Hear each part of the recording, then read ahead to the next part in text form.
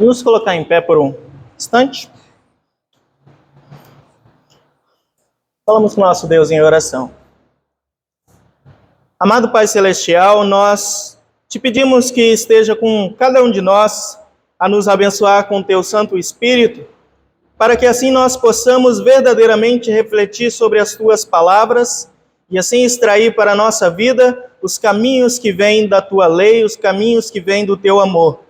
Assim nós oramos através de Jesus Cristo, teu Filho, nosso Senhor e Salvador. Amém. Podem se sentar.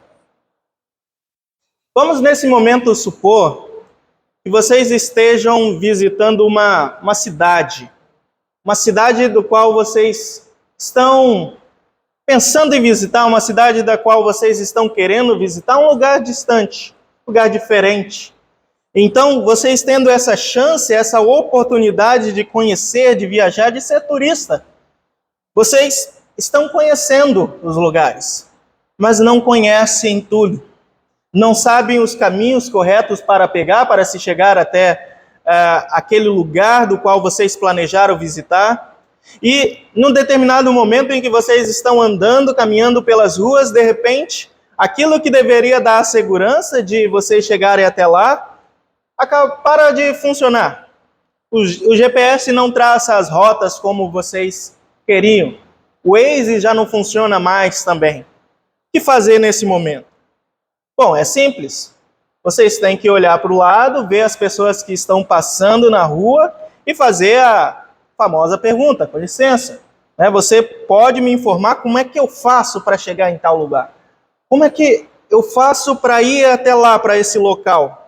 Simples e direto, mas muito importante nesse momento.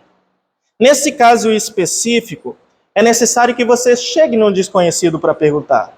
Nesse caso específico, é necessário que você pergunte. Como diz o ditado maldizido, quem tem boca vai a Roma, né? Maldizido porque não é esse o sentido do ditado, mas é assim que a gente fala e dentro desse contexto. Quem tem boca vai até Roma, mas apesar de não ser isso, é necessário pedir informações. Mesmo quando a gente não está necessariamente perdido, mas está aprendendo alguma coisa, está adquirindo um novo conhecimento, está aprendendo algo, então a gente precisa perguntar para alguém que de repente sabe mais, ou alguém que já é experiente nesse ramo, e aí a gente tira as nossas dúvidas.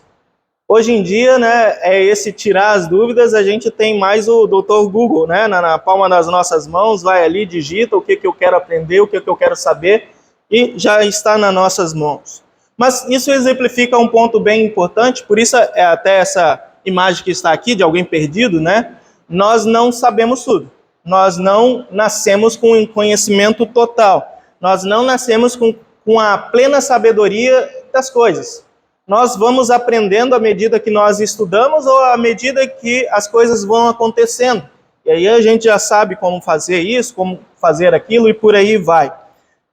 Mas isso é ainda mais comum, você ir e perguntar, principalmente quando você está sentindo o resultado de fazer algo errado. O melhor exemplo para isso é pensar num exercício de academia, um exercício em casa laboral.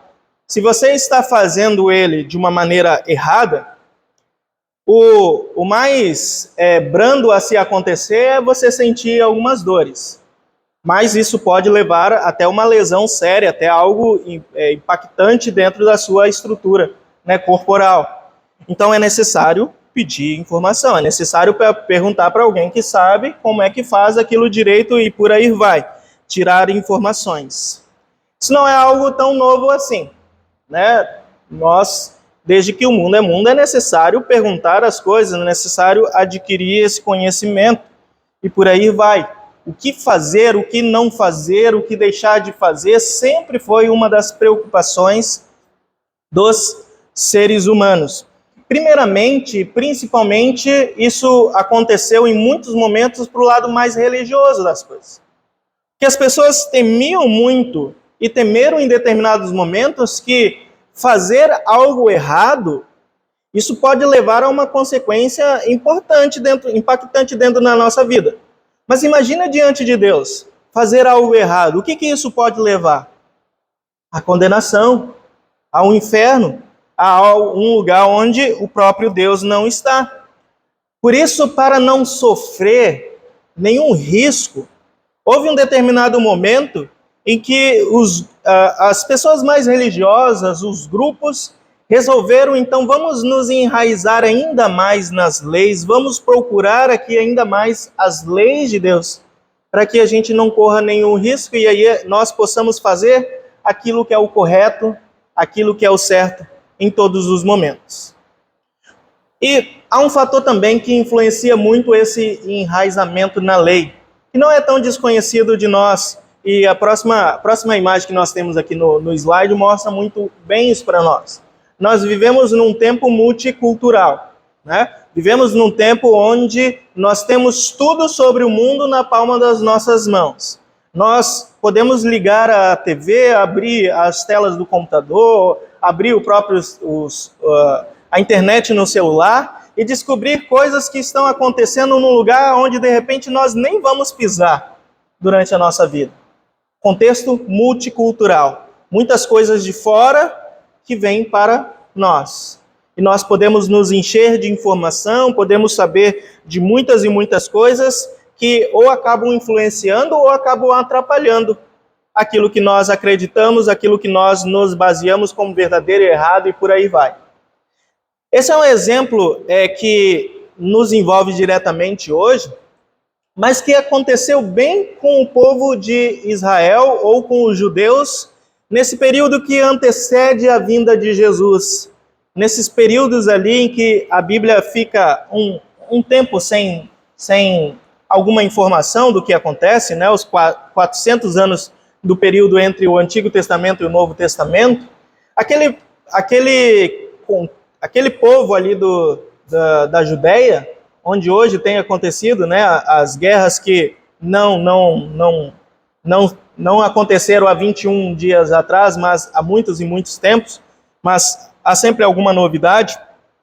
Aquele povo, ele tinha uma influência muito grande também do grego, dos romanos e também de grupos que vinham distantes por conta do próprio comércio ali. Então, os judeus, nesse período, eles começaram vamos olhar para trás, vamos olhar para a nossa herança do texto bíblico e vamos tirar e extrair dela aquilo que é importante, aquilo que é imprescindível para que nós não caiamos nessas tentações ou não caiamos novamente nessas culturas que chegam até nós. Por isso, o fazer, o não fazer, as leis, elas se tornam importantes nesse contexto. Se a gente tem, por exemplo, uma criança dentro de casa vivendo com todas essas informações, então também nós precisamos estar atento a tudo aquilo que está sendo exposto a ela.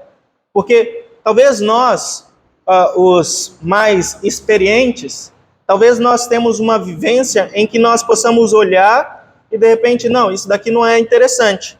Apesar de que em muitos momentos nós também caímos nessas informações. Imagina as crianças. Por isso, as leis elas se tornam necessárias, se tornam importantes dentro de todo esse contexto. Mas perceba que não é apenas o caminho não é apenas olha, você não pode fazer isso, você não pode entrar aqui, você não pode fazer aquilo. O caminho não é só esse, mas é também de ensinar. Por que nós não devemos fazer isso, por que nós devemos fazer isso e por aí vai. Por que eu digo isso, que o caminho por vezes é ensinar? Porque o caminho do proibir apenas por proibir acaba não sendo o melhor, e eu vou exemplificar isso com aquilo que aconteceu com os judeus. Pode passar para nós? No tempo de Jesus, eles tinham olhado para o Antigo Testamento e extraído da lei e os profetas, ao total 613, eu não estou vendo aqui porque está tampado para mim, mas acredito que seja ali 613 o número de leis religiosas, leis daquilo que rodeavam a própria vida. Sendo essas 365 leis que diziam aquilo que não deve fazer. Uma para cada dia do ano. Você não deve fazer isso, você não deve fazer aquilo, você não deve. Uma lei para cada dia do ano daquilo que não deve fazer. Por isso também Jesus conta aquela parábola do bom samaritano, em que passam ali duas pessoas relacionadas ao templo, né, um sacerdote e um levita, duas pessoas relacionadas ao culto diretamente a Deus, e por conta dessas 365 leis, que diz, não, você não deve fazer, eles olham para aquela pessoa necessitada ali e dizem, bom, está lá na lei, eu não posso me misturar, eu não posso tocar, eu não posso fazer isso, não é o que eu devo fazer. E mais 248 leis do que então, não é apenas negativo, mas também há coisas positivas. O que então nós devemos fazer? Por conta de todas essas, né, por conta de todas essas leis, novamente, né, a parábola de Jesus do bom samaritano ilustra muito bem isso. Eles se tornaram enraizados ao pé da letra naquilo que a lei dizia, e quando alguém estava precisando, nem sempre eles faziam, porque na lei não dizia para ajudar nessa situação. E de fato, a Bíblia também é assim para nós. Nem sempre a Bíblia vai ser uma bula para nós, dizendo aquilo que nós devemos fazer em cada situação, porque os contextos são diferentes. Mas aí que entra a vivência, aí que entra a naturalidade de todas essas palavras de Deus. Por conta de todas essas 613 leis, também houve um momento em que eles ficaram assim, mas são muitas leis. De repente a gente tem que debater aqui o que é o mais importante, o que nós devemos de fato fazer e aquilo que nós fazemos, mas de repente numa situação, né, nós podemos apelar para o bom senso. Então, muitos mestres da lei, que muitas vezes eram os fariseus, porque fariseus eram esses que estudavam mais ainda todas essas leis, muitos mestres se dedicaram para responder exatamente essa pergunta: o que é o mais importante? Qual que é a mais importante? Na verdade, eles não tinham chegado num consenso. Muitos desses mestres haviam falhado em responder essa pergunta. Logo a gente percebe que quando eles chegam aqui, no capítulo 22 de Mateus, para fazer essa mesma pergunta a Jesus, ainda chamando eles de mestre, eles não estavam realmente acreditando que Jesus fosse responder essa pergunta com perfeição. Mas como muitos outros mestres haviam falhado em responder, ou não haviam respondido de uma maneira muito boa, então eles esperavam a mesma coisa que Jesus. Novamente, o pôr Jesus à prova. Vamos ver realmente se esse cara sabe o que fala. Vamos pegar ele com essa pergunta. A descrença contra Jesus não é algo do nosso tempo só, né? É algo que de momentos em momentos não dá trégua e tenta pôr Jesus em algum caminho em que vai fazer com que ele, vamos ver agora como ele se sai dessa. No entanto, Jesus possui a sabedoria divina. Quando textos do Antigo Testamento falam da sabedoria, eles falam a respeito do próprio Deus. O próprio Deus é sábio e santo, conhece o coração humano. Jesus não é rabi, não é um mestre por conta do ensinamento dos seres humanos, mas por ser o próprio Deus que se humana e que vive entre nós nesse contexto. Por isso, ali ele recorre às próprias escrituras para explicar a própria pergunta que era feita. Percebam? Jesus diz, olha, a lei mais importante de todas é: ame o Senhor, seu Deus, de todo o seu coração, com toda a sua alma, com todo o seu entendimento, com todo o seu ser, ame a Deus. E quando ele diz isso, na verdade ele não está trazendo coisa nova. Ele está recorrendo justamente a um texto do Antigo Testamento, em Deuteronômio capítulo 6, versículo 5, que diz exatamente isso. Ame o seu Deus com todo o seu coração. E aí ele vai dizer, olha, o segundo mandamento também, igualmente importante, é: ame o seu próximo como você ama a si mesmo. E nós lemos lá no início desse nosso culto exatamente essas palavras em Levíticos capítulo 19, versículo 18. A própria Escritura explica a si mesmo. A própria Bíblia aponta para si mesmo como aquilo que é explicação, aquilo que é importante, aquilo que é norma para a nossa vida. Portanto, não há nenhuma novidade quando Jesus responde. Jesus não está trazendo coisa nova, não está trazendo uma nova lei, não está acrescentando e nem extraindo nada, mas apontando para o resumo que até nós fazemos quando nós estudamos os 10 mandamentos. Dizemos assim, os 3 primeiros mandamentos falam a respeito de Deus. Não tem outros deuses, né? Não fale o nome de Deus em vão e santifique o dia do descanso. Eles falam a respeito de Deus. E os demais mandamentos, desde o 4, que fala o honrar o pai, mãe e autoridades, e até o último sobre a própria cobiça, todos esses falam a respeito do nosso próximo. E aí Jesus resume isso com próprios textos da lei. Ame seu Deus de todo o seu coração e ame ao próximo como você ama a si mesmo. E aí Jesus não deixa muito barato. Quando ele responde dessa forma, ele também traz uma nova pergunta. Olha, beleza, eu respondi aquilo que vocês perguntaram para mim. Mas agora eu tenho uma pergunta para vocês. Vocês estão se ocupando demais com essas coisas, com esses debates sobre a lei. Mas vamos pensar, vamos colocar a nossa mente, vamos colocar no nosso coração aquilo que é o mais importante, aquilo que é primordial. Muitas vezes na nossa vida nós nos preocupamos muito com as coisas que estão ao nosso redor e esquecemos daquele que traz a sua lei. Nos preocupamos demais nas coisas e esquecemos naqueles que criou todas as coisas. Perceba, o batismo, por exemplo, a água do batismo, ela sozinha ela não faz nada. Os elementos da Santa Ceia sozinhos, eles também não fazem nada. Cajado de Moisés ou qualquer coisa, qualquer objeto, eles não fariam nada sozinhos. Mas ligado à palavra de Deus, aí sim. Aí que está o milagre, aí que está o poder. Logo o poder está em Deus, não nas coisas. Por isso fica claro que a lei, né, ela é importante. Claro, a lei ela continua tendo importância na nossa vida.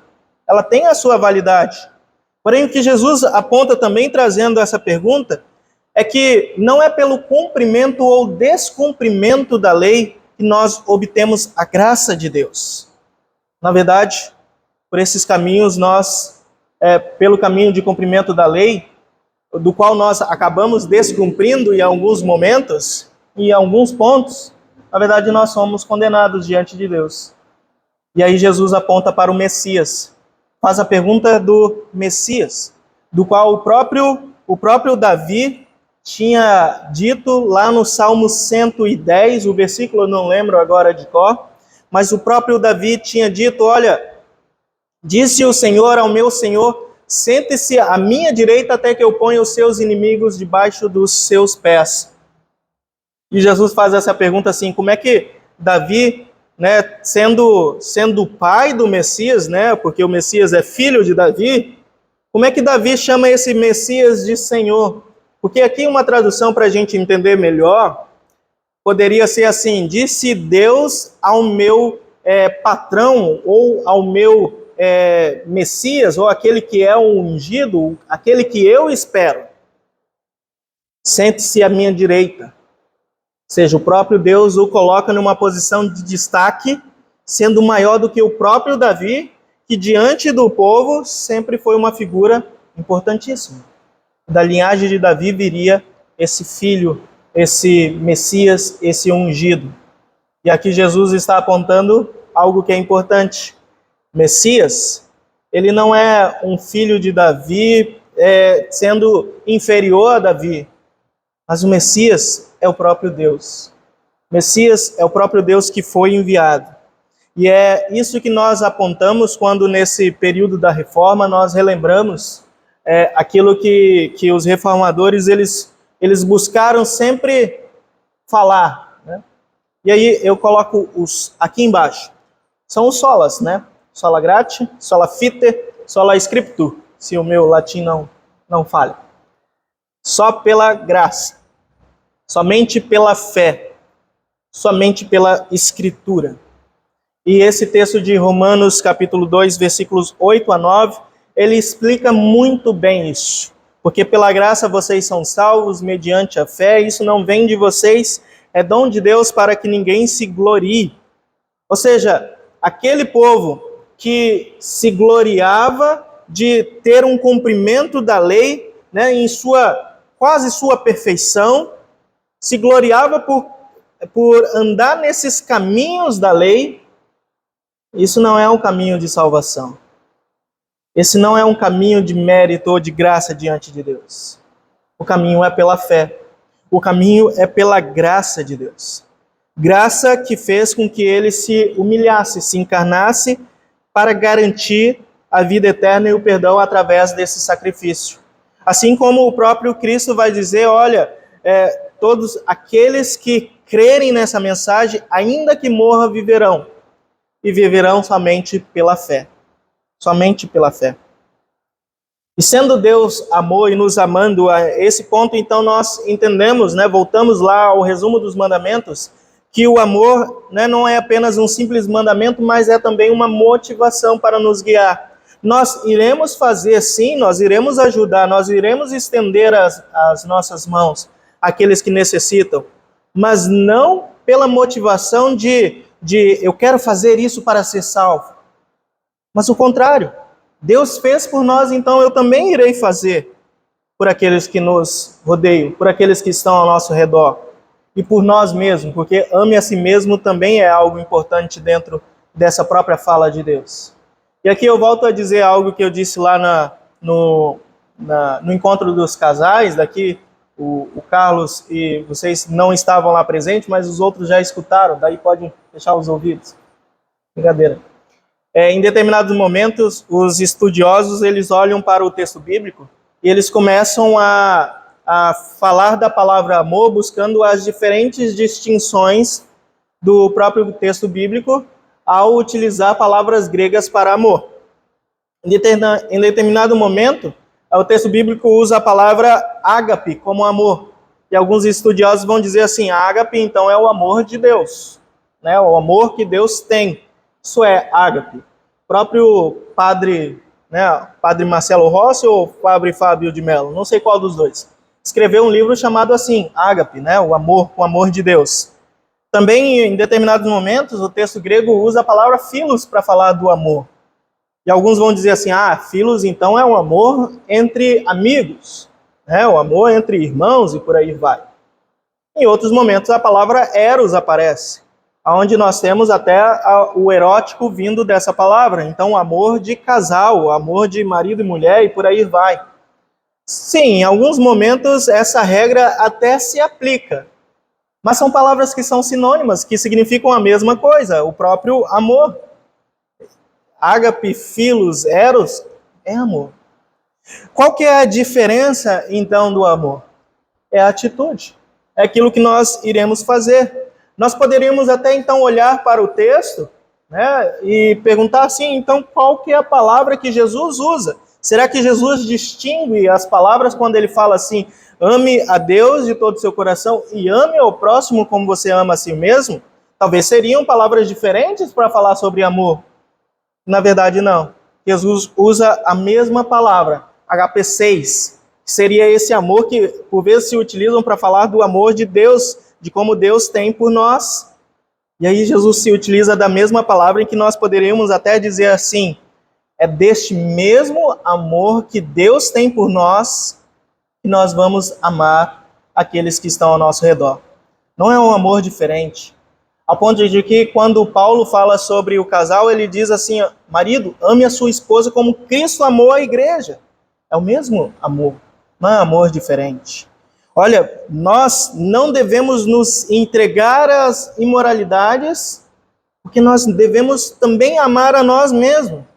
A partir do amor que Deus teve por nós, nós entendemos como é importante respeitar a si mesmo, quanto que é importante cuidar do próprio corpo. E por aí vai, né, em todas as questões, né, e todas as relações das nossas vidas. Esse amor que Deus teve por nós é a motivação para nós fazer. Mas primeiro, sempre tendo em mente que nós amamos porque Deus nos amou primeiro, é porque Deus nos amou de tal maneira, de tal modo, que nos livrou da condenação. Por isso nós estamos gratos, por isso nós estamos alegres, por isso que nós temos essa esse gloriar que não está em nós mesmos, mas é dom de Deus. Dom de Deus em que nós queremos também testemunhar para aqueles que estão ao nosso redor, para que eles também creiam e também sejam salvos pelo amor de Deus e não pelo nosso mérito. Assim vamos, nesse momento, nos colocar em pé.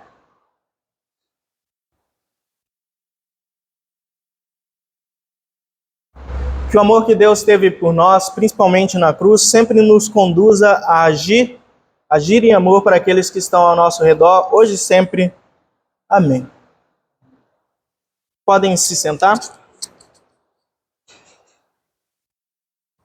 Como disse lá no começo, nós dividimos em 2 momentos o Louvo ao Senhor Potentíssimo. Nesse momento nós cantamos as 3 últimas estrofes, e aqueles que se prepararam podem trazer até o altar as suas ofertas, não por obrigação, mas por gratidão, né? Pois Deus ama quem dá com alegria. Assim podem vir, e assim a gente canta.